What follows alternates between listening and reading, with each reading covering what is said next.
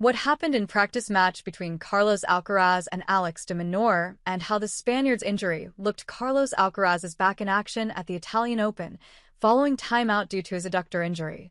Alcaraz suffered the injury in Barcelona, which he received treatment for during his final against Holger Rune, where the Dane emerged victorious. After withdrawing from the Madrid Open, the Spaniard is now healthy enough to compete at the Italian Open in Rome, which he missed last year due to an arm injury.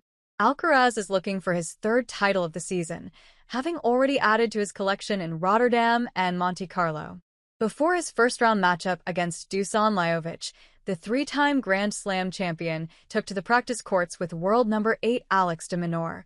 Carlos Alcaraz looked healthy in practice set victory over Alex de Minaur. As reported by Spanish outlet Marca, Alcaraz and de Minaur trained for an hour on Court 6 of the Foro Italico tennis complex, where they played a set after half an hour of rallying. The Spaniard won 6-2, after de Minaur equalized a 2-0 deficit at the start, before losing 4 consecutive games.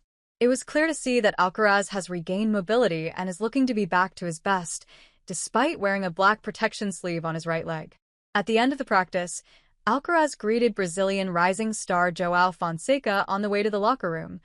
Carlos Alcaraz's 2025 season so far. Alcaraz has enjoyed a successful season on the ATP Tour this year, despite the injury setback in Barcelona.